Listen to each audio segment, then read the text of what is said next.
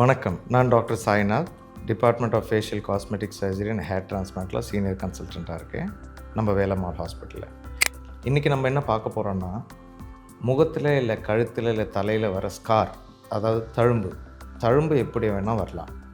அடிபட்டதால் வரலாம், ஆக்சிடெண்ட்டால் வரலாம், எதாவது தெரியாமல் வெட்டிக்கினதால் வரலாம், சர்ஜரி பண்ணி அந்த சர்ஜரியிலேருந்து கூட தழும்பு வரலாம். சில பேருக்கு தழும்பு ஐப்ரோவில் இருக்கலாம், இல்லை மீச பகுதியில் இருக்கலாம், இல்லை தாடி இருக்கிற இடத்துல இருக்கலாம். இதே மேல் பேஷண்ட் ஆம்பளைங்களுக்கு இது ஒரு ஹேர் டிரான்ஸ்பிளான்ட் மாதிரி பண்ணி அந்த ஸ்காரை கூட மறைச்சி விட்டுறலாம். சில பேர் நான் சர்ஜிக்கலாக கூட அது ட்ரீட் பண்ணலாம்.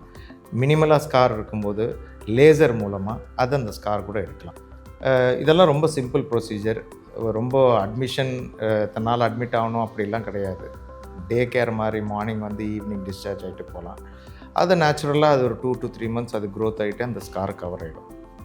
ஸோ நீங்கள் உங்களுக்கு எந்த மாதிரி தழும்பு இருந்தாலும் என்னை அணுகுங்க. நான் பார்த்துட்டு உங்களுக்கு எல்லாம் டீட்டெயிலாக சொல்கிறேன்.